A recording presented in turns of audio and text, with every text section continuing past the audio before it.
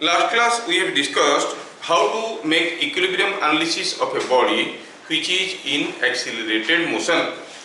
क्या था स्टेप्स, अगर कोई बॉडी एक्सीलरेटेड मोशन में है उसका इक्विलिब्रियम एनालिसिस कैसे करेंगे, जिसको हम लोग नाम देंगे क्या, dynamic equilibrium analysis. Dynamic equilibrium analysis, dynamic equilibrium analysis. इसमें हम लोग क्या करना चाहते हैं, what we want to do is to find out the different forces acting on a body which is in accelerated motion, है ना। तो हमें क्या करना था, स्टेप्स। पहला स्टेप क्या था, step 1 draw free body diagram, ये सबको आता है। Then step 2 show the inertia force, inertia force। Third step क्या था, मेक और apply conditions of equilibrium, apply conditions of equilibrium. बस ये 3 स्टेप थे। और इनर्शिया फोर्स क्या था, whenever a mass m is accelerating at a rate a, you will say it will experience a pseudo force in the opposite direction of acceleration, है ना, and that pseudo force is equal to ma, the magnitude is ma which acts at the center of mass of the body। बस इतना ही concept था जो last class हम लोग देखे थे।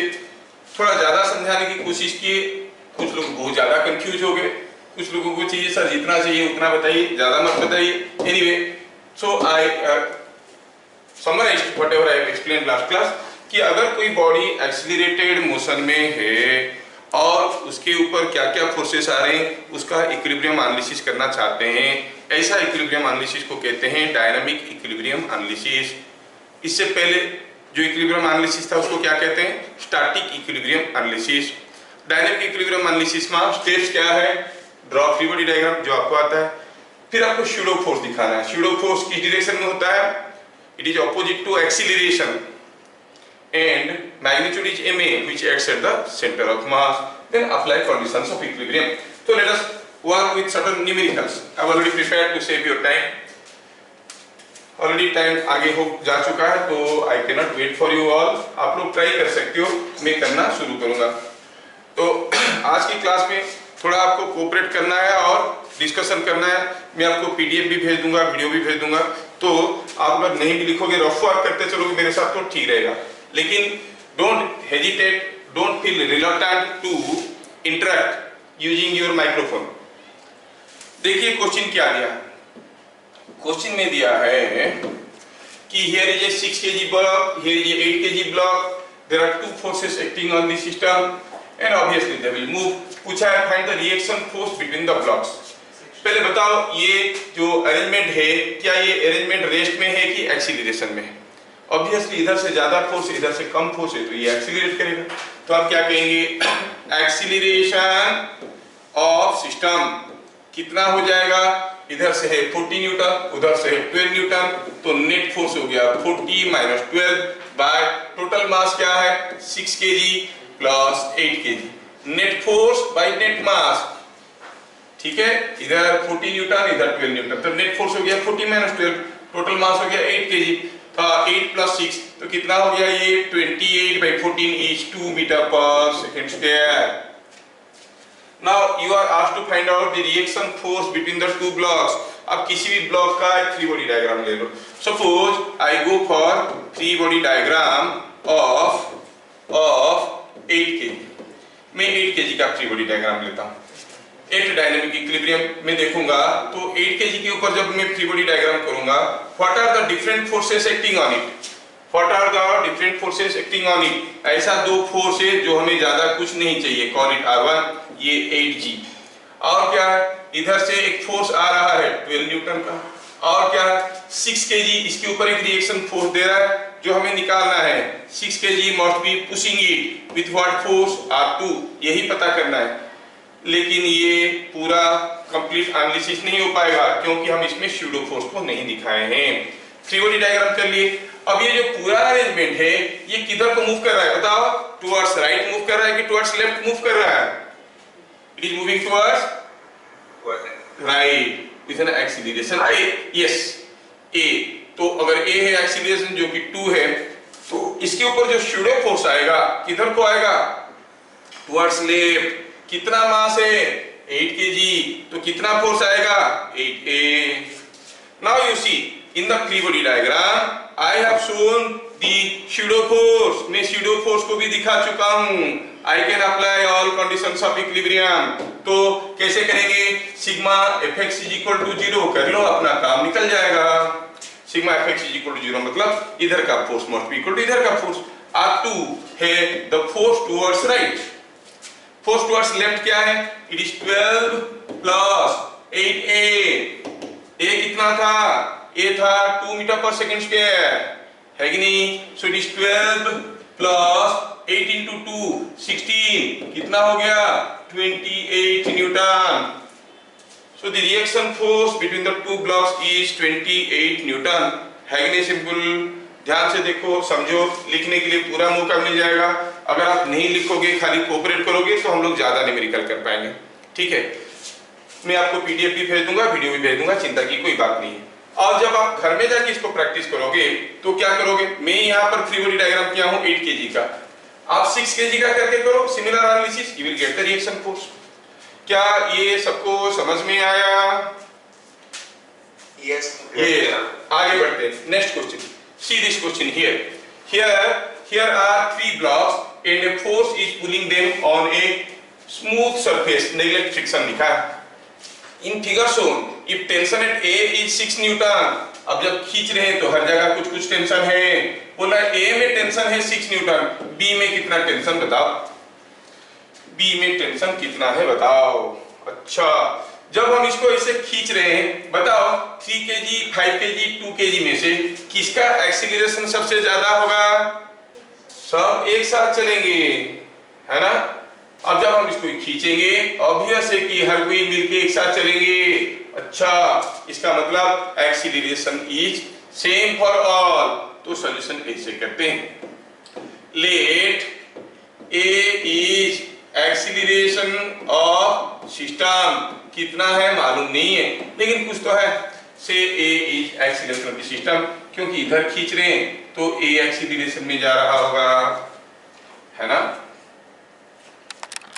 Late A is the acceleration of the system. क्या दिया है? Tension at A is 6 newton. चलो फ्री बॉडी डायग्राम करते हैं। किसका?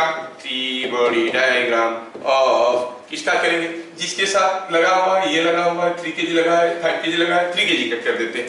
3 kg का 3 kg का अगर फ्री बॉडी डायग्राम करेंगे, वेट होगा, नॉर्मल रिएक्शन होगा, थ्रेड खींच रहा है और टेंशन कितना है ये दे दिया है। Tension A is 6 Newton. और क्या फोर्स है? फ्री बॉडी डायग्राम में जितने सारे एक्सटर्नल फोर्स आ रहा था 3 kg के ऊपर सब दिखा दिए हैं, लेकिन अभी कुछ फोर्स छूट गया है। कौन सा फोर्स है? क्योंकि यस अब ये इधर जा रहा है एक्सीलरेशन A में, तो इधर को एक शूडो फोर्स आएगा, कितना? 3a। देखो बढ़िया 3a। अब हम कहेंगे फ्री बॉडी डायग्राम में सारा एक्सटर्नल फोर्स के साथ साथ हम शूडो फोर्स को दिखा चुके हैं, सीधे सीधे लिख सकते हैं sigma fx is equal to 0, that means 3a is equal to 6 और a is 2 metre per second square. पता चल गया, acceleration is 2 metre per second square. Very good. लेकिन हमें ये नहीं पूछा था, हमें तो कुछ दूसरा पूछा था भैया। क्या पूछा था हमें पूछा है tension eight B। Tension eight B जानने के लिए आप 5 kg का फ्री बॉडी डायग्राम कर लो। चलो देखते हैं free body diagram of 5 kg। 5 kg के फ्री बॉडी डायग्राम में बताओ, ये जो थ्रेड A है ये 5 kg को पुल कर रहा है कि पुश कर रहा है? थ्रेड कैन ओनली पुल, ये कभी पुश नहीं कर सकता। और ये थ्रेड ये भी पुल कर रहा है। अच्छा, और क्या? इसका वो अपना वेट होगा, रिएक्शन फोर्स होगा। ये 5 kg है तो वेट होगा 5 g, रिएक्शन फोर्स होगा R। TA ऑलरेडी हमें दिया हुआ है 6 न्यूटन। और अगर 3 kg जा रहा है इधर एक्सीलरेशन A में, हर एक का एक्सीलरेशन बराबर होगा, ये भी इधर जा रहा होगा एक्सीलरेशन A में। है कि नहीं? So we have shown all external forces acting on the block. We have to show the pseudo force. किधर को होगा? अगर एक्सीलरेशन उधर को है तो pseudo force हो जाएगा। किस डायरेक्शन में? The pseudo force will be in this direction. कितना? हाइट a, क्योंकि मास 5 kg। फिर से सारा एक्सटर्नल फोर्स के साथ साथ मैं pseudo फोर्स को दिखा चुका हूं। I can apply the conditions of equilibrium. Sigma fx is equal to 0। क्या मिलेगा? Force towards right, that is tb, must be equal to force towards left, that is ta plus 5a।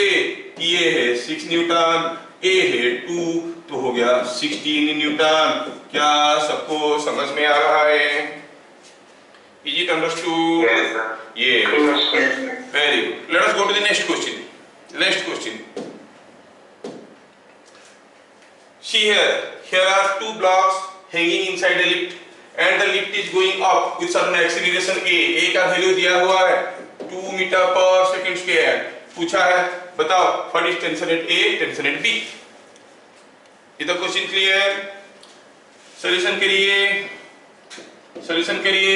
हमें पूछा है tension at A. Tension at A निकालने के लिए मुझे किसका फ्री बॉडी डायग्राम करना चाहिए कि मुझे टेंशन एट ए मिल जाएगा? 2 kg का कि 6 kg का? 2 kg का। Very good. तो हम कहेंगे free body diagram of 2 kg।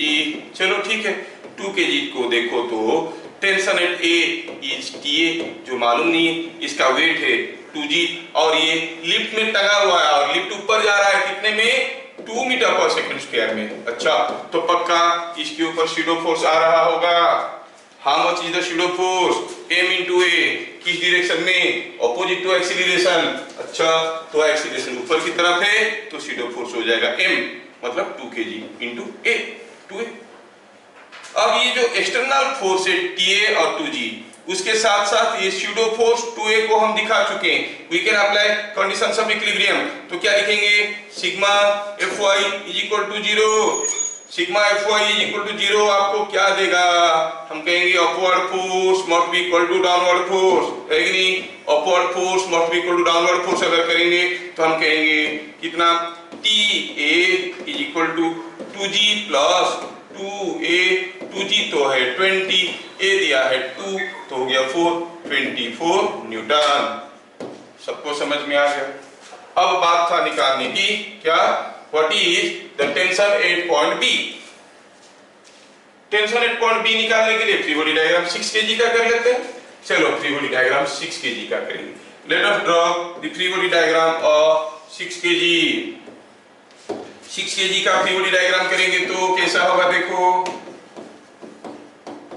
क्या मुझे कोई बताएगा 6 kg के ऊपर how many external forces are acting? How many external forces are acting on 6 kg? Contact force and field force. क्यों? क्या क्या कॉन्टैक्ट में है? थ्रेड बी कॉन्टैक्ट में, थ्रेड ए कॉन्टैक्ट में। बी इसको पुल कर रहा होगा, ए भी इसको पुल कर रहा होगा। ये जो थ्रेड है ये 6 kg को नीचे पुल कर रहा है, 2 kg को ऊपर पुल कर रहा है। थ्रेड कैन ओनली पुल। अच्छा, और क्या है एक्सटर्नल फोर्स? एक उसका वेट होगा 6g। बस there are 3 external forces acting on the body, and the body being hung inside the lift is moving up with an acceleration of a equal to 2 metre per second square. मतलब इसके ऊपर एक pseudo force तो आ रहा होगा। वो pseudo force कैसे होगा? नीचे की तरफ। कितना? MA। M कितना है? 6 kg। 6 into A। सारा एक्सटर्नल फोर्स के साथ साथ pseudo फोर्स को मैं दिखा चुका हूं। I am repeating the statement in every free body diagram. When the inertia force is taken into account in addition to all other external forces in the free body diagram, we can apply the conditions of equilibrium. इधर clear? तो हम कहेंगे सारा external force के साथ साथ pseudo force को दिखा दिए। अब हम सीधे सीधे बोल सकते हैं sigma Fy is equal to 0। Upward force must be equal to downward force. Downward force क्या है? TA 6a 6g, है कि नहीं? अच्छा, TA कितना है भाई? TA is tension at A is already come, yes 24। 24, A था 2, so it is 12 plus 60 हो गया 36, 96 न्यूटन। क्या समझ में आ रहा है? यस। देख लो, बढ़िया से देख लो। नेक्स्ट में चलेंगे हम लोग। Here is a very popular question. Here is a rope. यहाँ पे कोई एक रस्सी रखा है। ये जो रोप है, इस रोप का दोनों तरफ से खींच रहे हैं। रोप का लेंथ कितना है? In figure AB is a uniform rope of length L. ये एक रोप है लेंथ L का। इसको इधर खींच रहा है 10 न्यूटन, इधर खींच रहा है 18 न्यूटन। और हमें पूछा गया है कि एक एंड से L/3 डिस्टेंस पे एक पॉइंट P है, वहां पर टेंशन क्या है बताओ। ठीक है। टेंशन कैसे पता करते हैं? Tension at any point is defined as the force with one section is pulling the other section. ध्यान रहे, यहाँ पर मैं थ्रेड नहीं बोला हूँ। I have told it is a uniform rope. Rope means it is having some mass. Had it been a massless thread, tension at every point would have been same. But now it is not a massless thread. It is a massive rope. तो tension हर जगह बराबर नहीं होगा। कितना होगा tension यहाँ पे हम निकालना चाहते हैं। Let us proceed. मालूम नहीं है मास क्या है of the rope. Say M is mass of the rope. चलो इसे मानते हैं M is mass of rope. अगर ये बात है तो क्या मुझे बता सकते हो what is acceleration of the rope? रोप का एक्सीलरेशन क्या हो जाएगा भाई? Driving force by driven mass, net force by mass. What is the net force on the rope? उधर को खींच रहा है 18 न्यूटन, इधर को खींच रहा है 10 newton. So it is 18 minus 10 by m is 8 by m metre per second square. इसको A कहते हैं। अब पूछा what is the tension here. अच्छा, now let us see free body diagram of AP। ये जो छोटा सा सेक्शन है, इस सेक्शन का हम फ्री बॉडी डायग्राम करना चाहते हैं। ये A है, ये P है।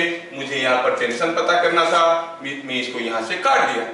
With whatever force the other section is pulling it, that is the tension. Tension at any point is defined as the force with which one section is pulling the other section. अच्छा, थोड़ा सोचो और बताओ। हम क्या कहेंगे? AP के ऊपर एक फोर्स आ रहा है 10 न्यूटन का, इधर को T, और तो कुछ है नहीं। तो what is M? Mass of AP। Mass of AP है कोई इंटेलिजेंट जो बताएगा?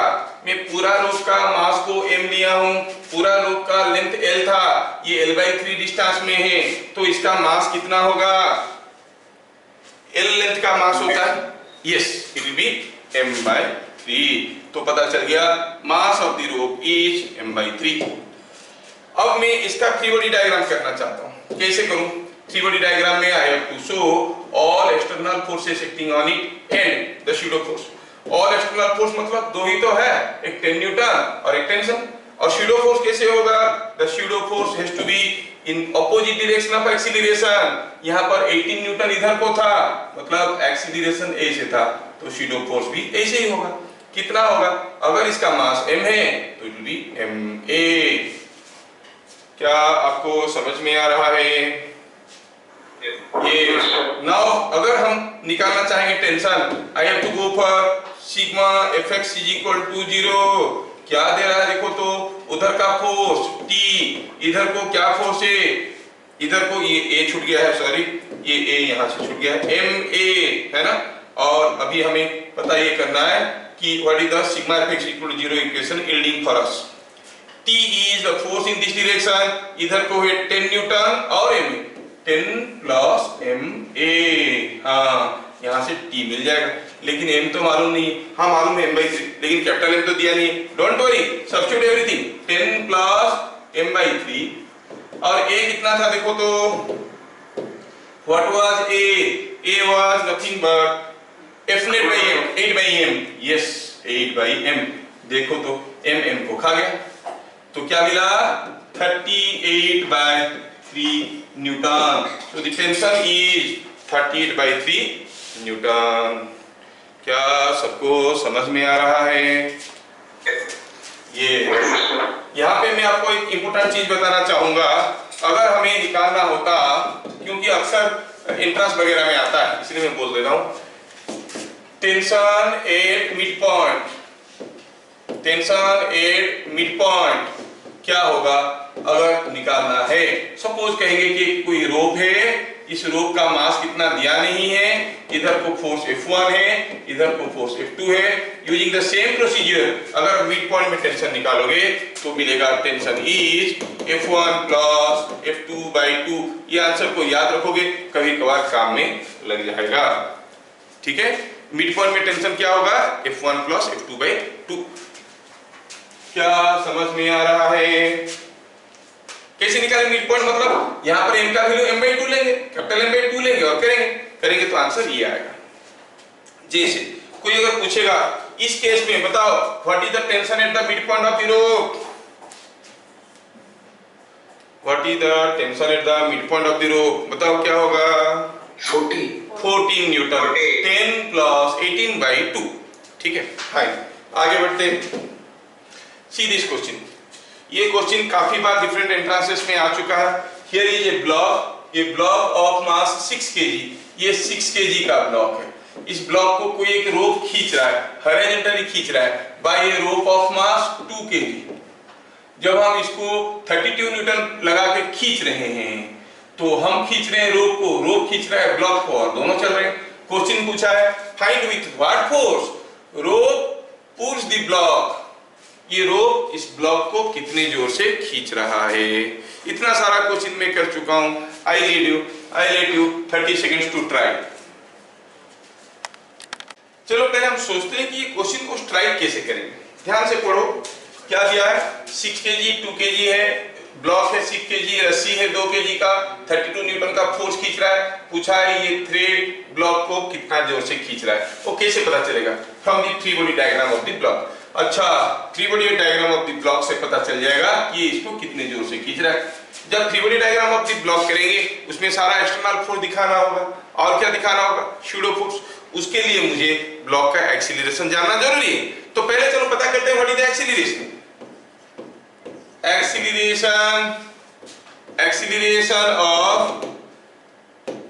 एक्सीलरेशन ऑफ सिस्टम कितना है? इट इज, क्या फोर्स खींच रहा है, 32 न्यूटन का।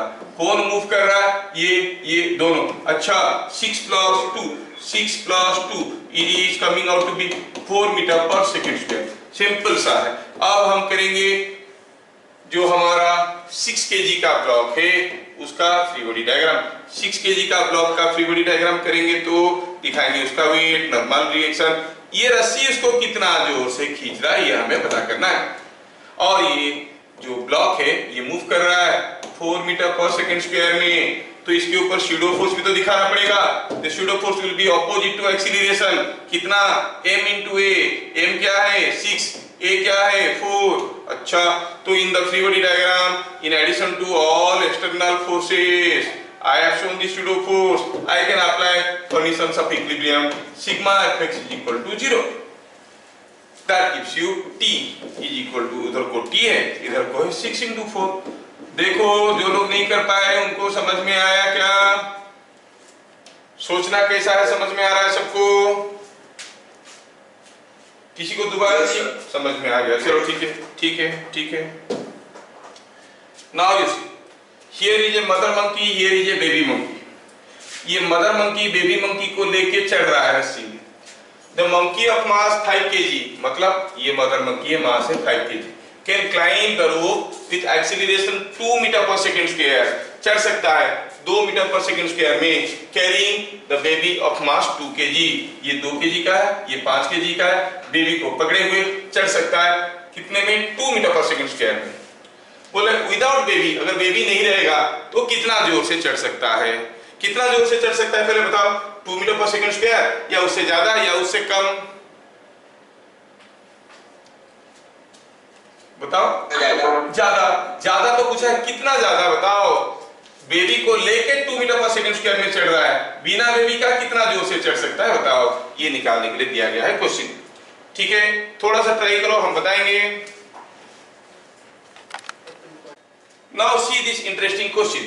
क्या दिया है? 5 केजी का बंदर, 2 केजी का बंदरिया उसका बच्ची। अच्छा, ये बच्ची को लेके चढ़ रहा है। अच्छा सोचो, मैं ऐसे सोचता हूं, ये जो बंदर है, ये बंदर है मंकी, और उसका जो बेबी है, ये दोनों को लेके ये चढ़ रहा है ऊपर। कैसे चढ़ रहा होगा? खींच खींच के चढ़ रहा होगा, है ना? It must B pulling the rope and climbing. जब वो रस्सी को पुल कर रहा है, रस्सी इसको पुल कर रहा है कि पुश कर रहा है? पुल कर रहा है। तो कितना जोर से पुल कर रहा है? Say that is T. ये आपको एक रस्सी झूल रहा है, आप अगर वो रस्सी को 20 न्यूटन में खींचोगे तो रस्सी आपको कितने जोर से खींचेगा? 20 Newton. So with whatever force the bandar is pulling the rope, with the same force the rope is also pulling the bandar. Now ये चीज समझ में आना जरूरी है। धीरे धीरे दिमाग खुलेंगे, हमारे साथ सोचते रहो। जितने फोर्स में बंदर रस्सी को खींच रहा है, उतने ही फोर्स में रस्सी बंदर को खींच रहा है, क्योंकि रस्सी फिक्स्ड है, मूव नहीं कर रहा है। अच्छा, तो रस्सी कितने जोर से खींच रहा है बंदर को? से इट इज टी। मैं क्या करने जा रहा हूं यहाँ पर? मैं करने ये जा रहा हूं free body diagram of the system of monkey and baby. Free body diagram करने जा रहा हूं। क्या क्या फोर्सेस आ रहे हैं? वेट आ रहा होगा। वेट किसका? बंदर का। कितना? 5g। और किसका? उसका बच्चे का भी वेट आएगा। कितना? 2g। और क्या है? ये टोटल 7 kg है, और ये बंदर खींचते हुए चढ़ रहा है। क्या एक्सीलरेशन में दिया है? 2 मीटर पर सेकेंड स्क्वायर। तो ये दोनों के ऊपर स्यूडो फोर्स आ रहा होगा, है ना? ये स्यूडो फोर्स कितना आएगा इसके ऊपर? 5 kg, 2 kg, 7 kg is moving up with an acceleration 2 metre per second square. Pseudo force must be how much? Pseudo force होना चाहिए कितना? 7a। बंदर और बेबी दोनों को जोड़ के एक जगह दिखा दिया, 2 जगह दिखाना चाहिए था, 2a 5a में 7a दिखा दिया। क्या ये फ्री बॉडी डायग्राम सबको समझ में आया? यस। अगर ये अगर समझ में आ गया तो देखो और बताओ मुझे। तो sigma fx is equal to 0 क्या दे रहा है? Sorry, sigma fy is equal to 0। Upward force is equal to downward force क्या दे रहा है? ऊपर की तरफ t है, नीचे की तरफ है 2g, 5g, 7a, that is 7g plus 7a, है ना?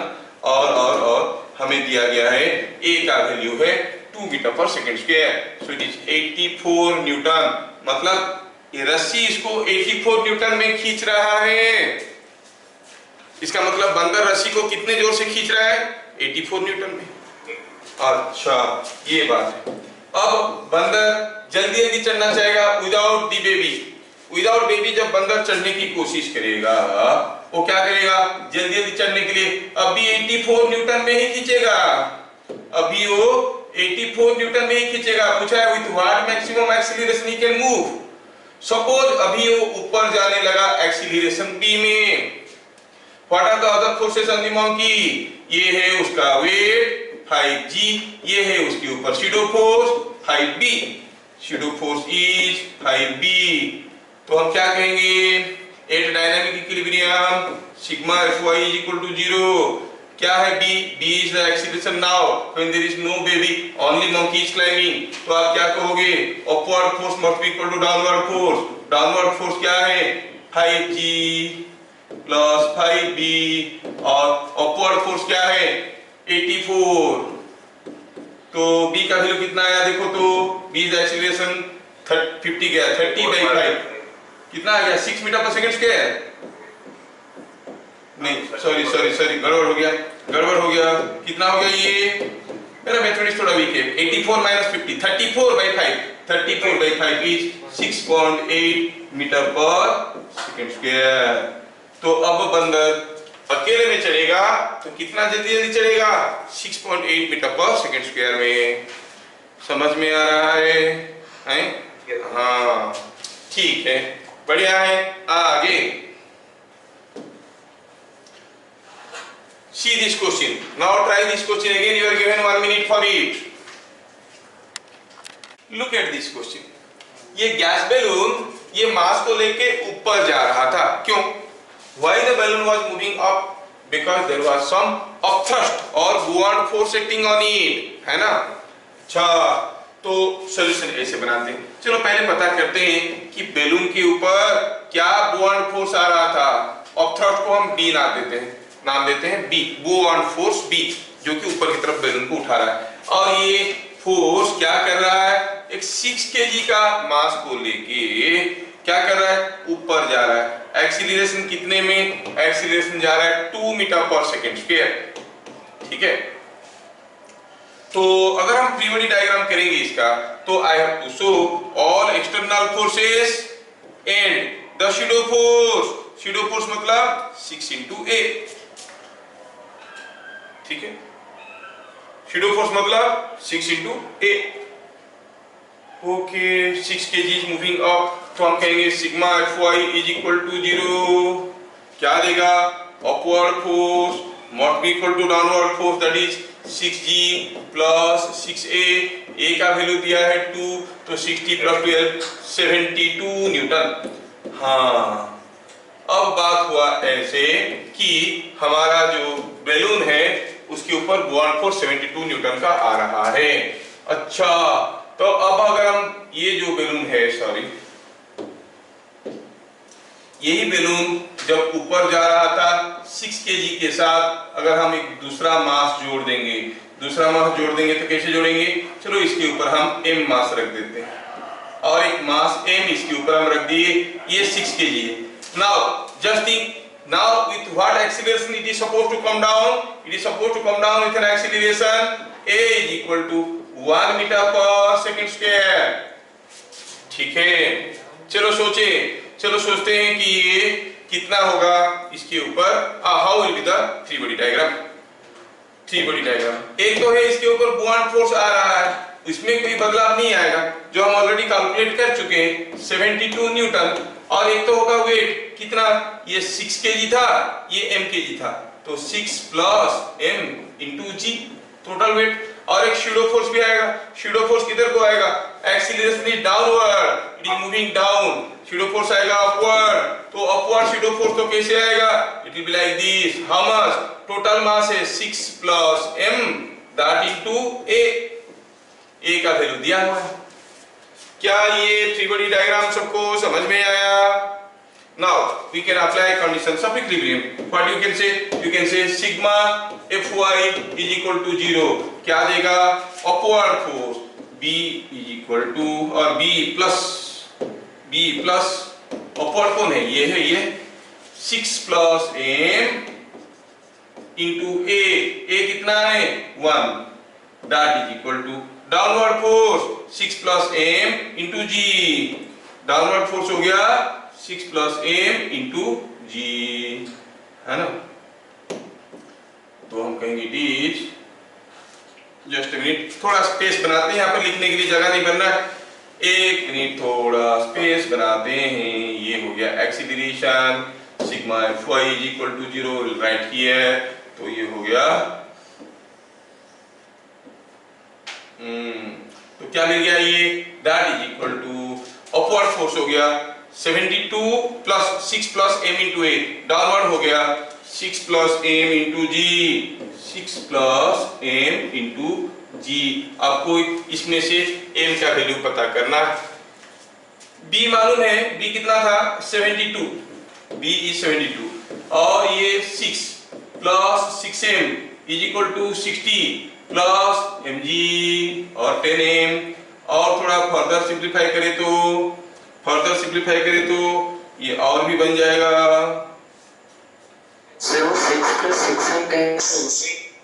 6 प्लस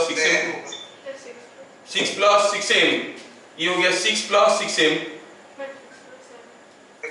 हाँ 6 प्लस m होगा, सॉरी मैं गड़बड़ कर दिया हूँ, ये 6 इधर क्यों का बैठा है, चलो इसको भगाते हैं, चल भाग गया। तो it is 6 plus m that is equal to 60 plus mg, ये बात है।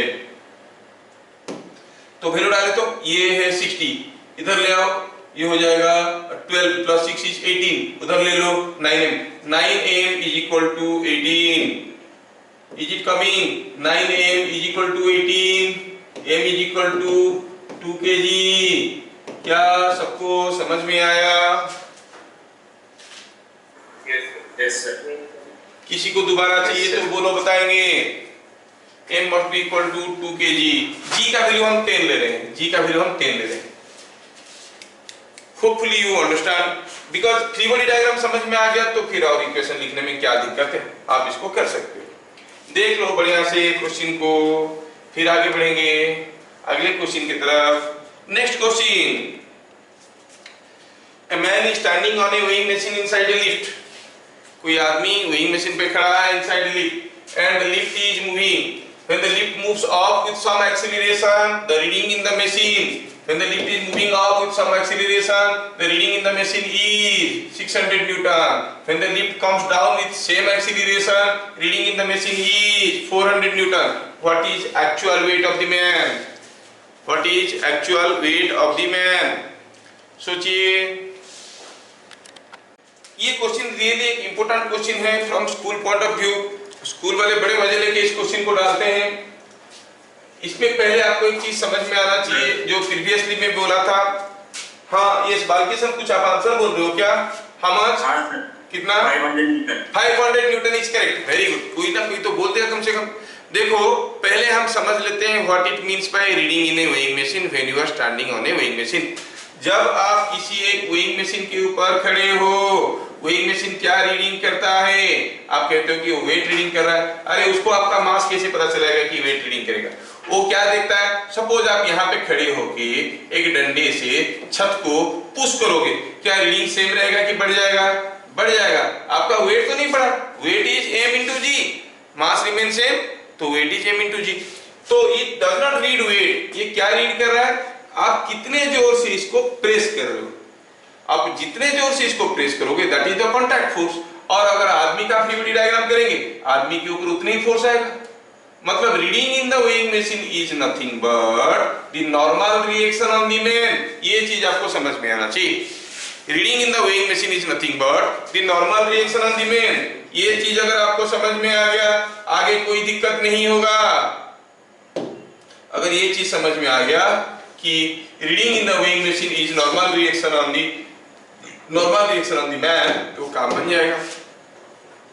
तो इस चीज को याद रखें। कैसे याद रखें? याद रखने के लिए भी थोड़ा जगह चाहिए, तो जगह लेते हैं, बनाते हैं जगह और इसको याद रखते हैं। कैसे?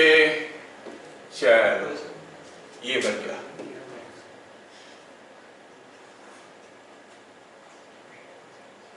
यस, तो हमें याद रखना ये है कि reading in a weighing machine, ये इंपॉर्टेंट है। Weighing machine is nothing but is equal to normal reaction.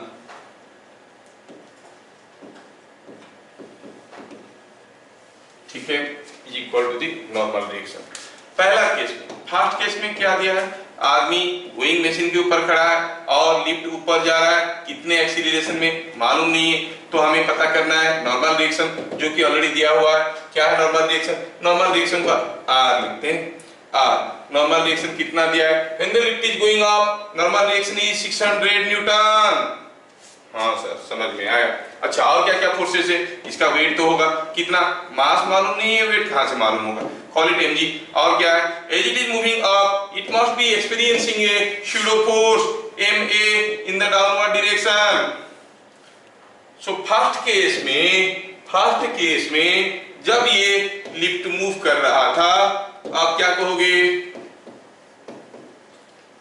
आप कहोगे कि this is the free body diagram of the man. तो क्या मिल गया? Sigma F y is equal to 0। क्या देगा सोचो तो? What this is going to give? ये आपको क्या देगा? You will say this is equal to r upward है, नीचे की तरफ है mg और नीचे की तरफ है ma, और सबको सजा के लिखो तो मिलेगा mg मालूम नहीं है, ma मालूम नहीं है, लेकिन मालूम है r। कितना है? r is 600 Newton. Call it equation number 1। ठीक है।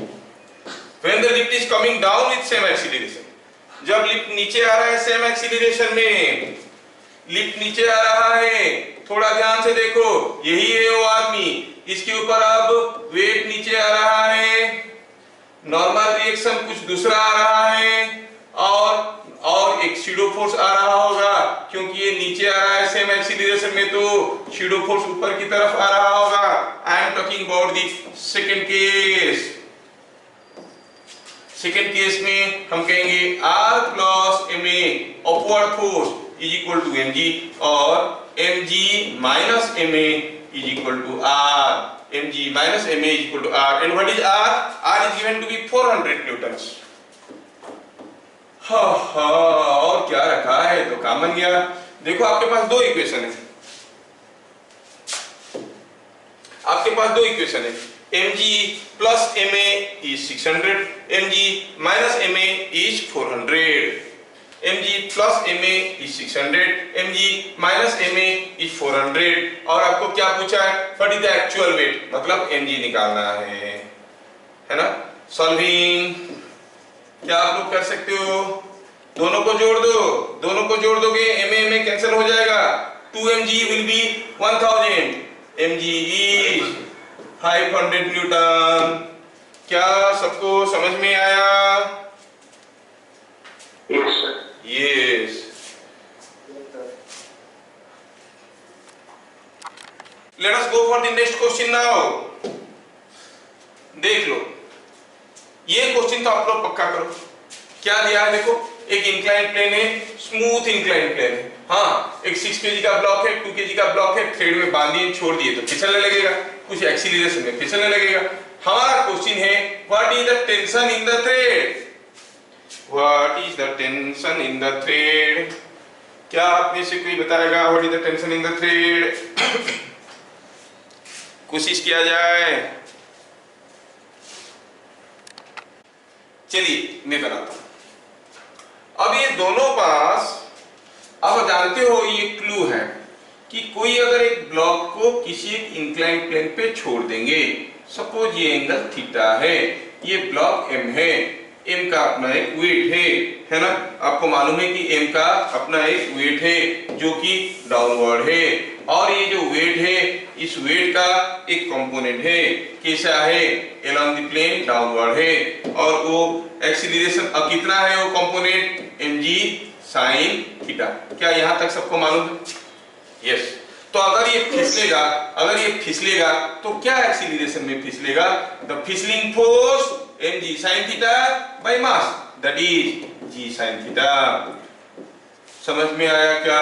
So when a block is kept left on a smooth inclined plane, it slides down with an acceleration g sin theta। क्या सबको समझ में आया? Yes, sir. अच्छा पहले आप बताओ, 2 kg जल्दी जल्दी फिसलेगा कि 6 kg जल्दी जल्दी फिसलेगा?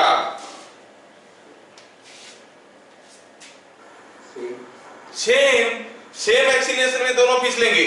अब ये जितना जोर से भाग रहा है ये उतने ही जोर से भाग रहा है, and what is that acceleration? What is that acceleration? सोचो, आप और आपके दोस्त दोनों भाग रहे हैं, ये जितना जोर से ये उतनी जोर से, रस्सी बंधा हुआ है, क्या रस्सी में कोई फोर्स आएगा? Will there be any tension in the thread? No, दोनों बराबर फोर्स में भाग रहे हैं। अगर ये जल्दी जल्दी भागने की कोशिश करेगा, इसको खींच के ले जाएगा, कुछ टेंशन होगा, but they are all moving with same force. Well, अगर समझ में नहीं आया तो हमें तो समझ में ये आ गया कि ये मूव कर रहा है एक्सीलरेशन में, कितने में? g sin theta.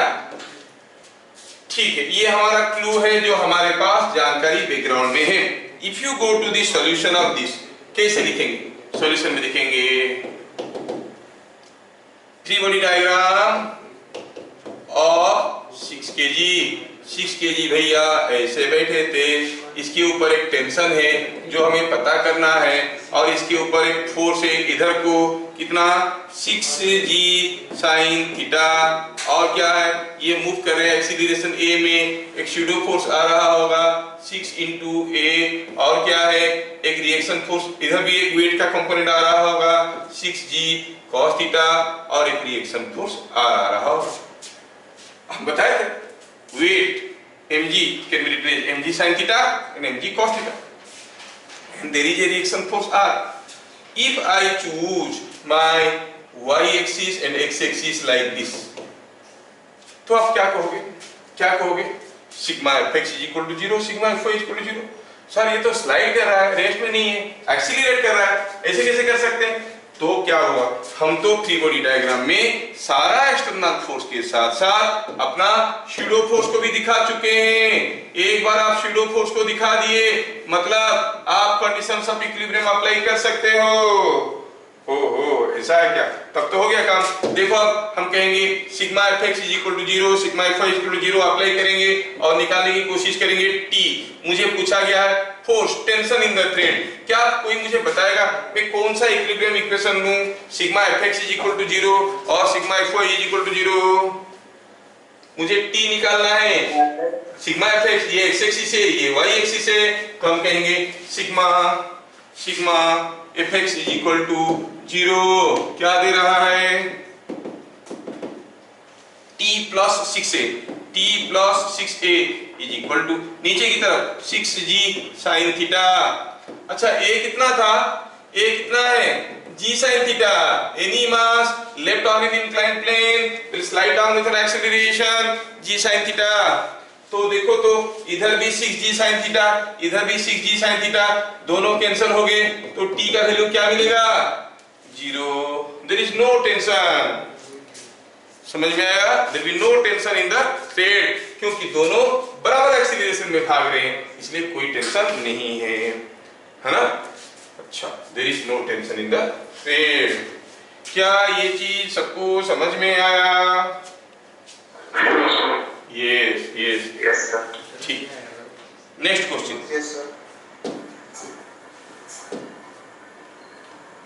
Look at this question. इस क्वेश्चन में ये वेज है, क्या मास का है मालूम नहीं है, एंगल 45 डिग्री है, यहाँ पर एक बार है, जो बार ये दो गाइड के अंदर मूव कर रहा है और ये सिर्फ ऊपर नीचे मूव कर सकता है। अगर हम इस वेज को खींचने लगेंगे 4 मीटर पर सेकंड स्क्वायर में तो ये नीचे आने लगेगा। पूछा है इन दोनों के बीच में इस पॉइंट में what is the normal reaction between the wedge and the bar. आपको नॉर्मल रिएक्शन पूछा गया है what is the normal reaction between the wedge and the bar. Try करिए, you can do it now. देखिए ये question में दिया है कि इस ब्लॉक को इधर खींचा गया 4 मीटर पर सेकंड स्क्वायर में, जैसे खींचेंगे ये नीचे आएगा ना। तो पूछा है इन दोनों के बीच में नॉर्मल रिएक्शन क्या है। पहले हमें फ्री बॉडी डायग्राम की बात करना पड़ेगा। किसका? ये बार का फ्री बॉडी डायग्राम करने के लिए हमें उसके ऊपर आता हुआ सारा एक्सटर्नल फोर्स चाहिए, और क्या फोर्स चाहिए? शैडो फोर्स भी चाहिए, क्योंकि ये बार मूव कर रहा है। शैडो फोर्स जानने के लिए मुझे बार का एक्सीलरेशन जानना है, तो पहले हमें पता करना पड़ेगा what is acceleration of the bar. So the numerical involve 2 parts. पहला part what is acceleration of the bar, दूसरा part what is the normal reaction of the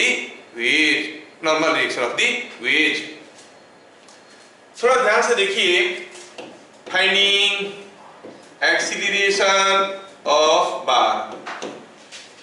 देखो ये जो वेज है, ये वेज यहां था, ठीक है, और ये जो बार है, सपोज ये बार यहां था, ठीक, और ये बार को इसे गाइड कर दिया गया है, मतलब ये बार अगर मूव करेगा तो सिर्फ वर्टिकली ही मूव करेगा। अच्छा ठीक है, अगर हम कहेंगे कि वेज को हम खींच के ले गए, कहां ले गए वेज को खींच के? वेज को हम थोड़ा मूव करवा दिए, कहां पर? सपोज हम कहेंगे wedge is pulled to this position. सोचो वेज को पुल करके यहां तक ले आए, जब वेज को खींच के यहां तक ले आए, ये बार भी तो नीचे आ गया होगा।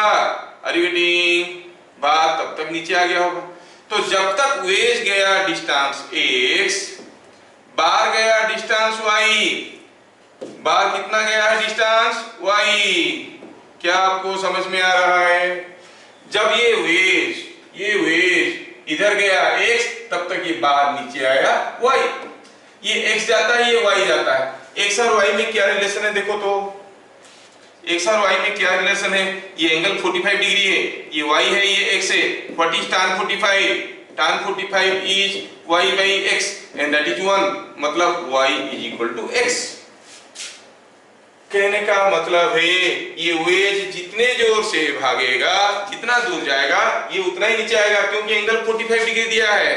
अगर 45 डिग्री की जगह 30 डिग्री या 60 डिग्री दिया होता तो हमें भी एक रेशियो यहाँ पर मिलता, tan 30 1/√3, tan 60 √3, जो भी एक प्रोपोर्शन में मिलता। लेकिन अभी जो डाटा हमें दिया गया है उसके हिसाब से x और y दोनों बराबर है।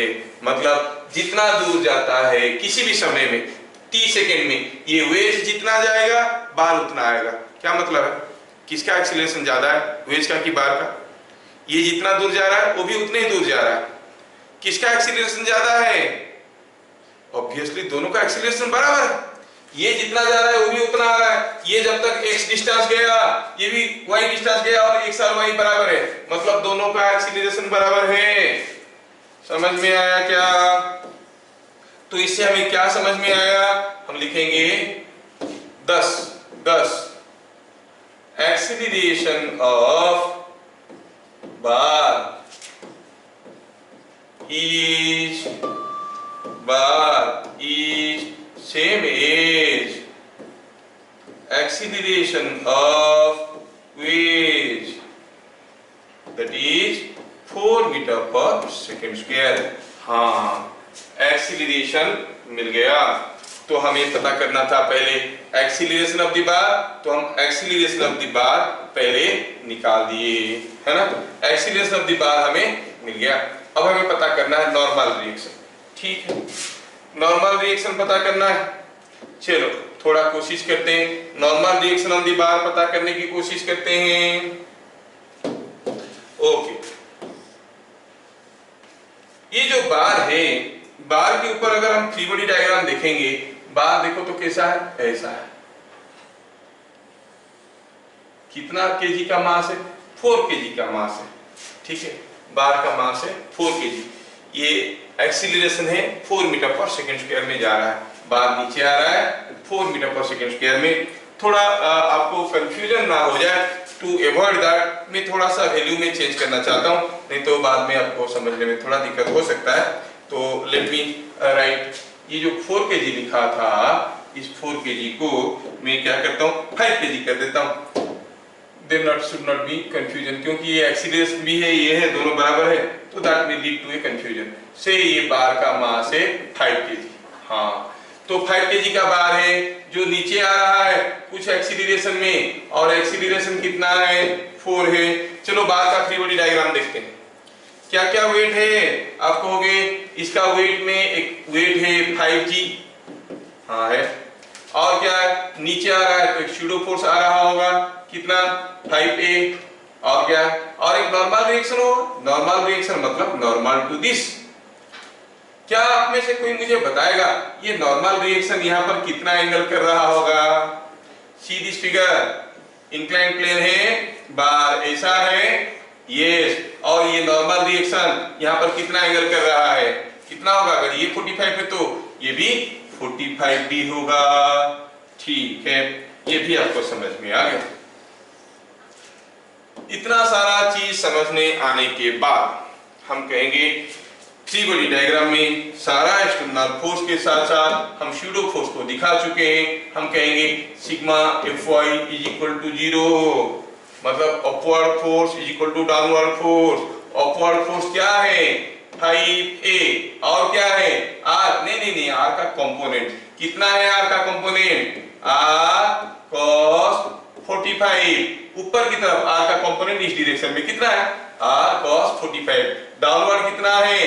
नीचे की तरफ ओनली 5g,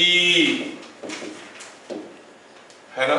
अभी हमें r का value cos 45 is 1/√2, a is given 4, so it is 20 plus r/√2 is equal to 50, और r is equal to, इससे क्या मिल गया?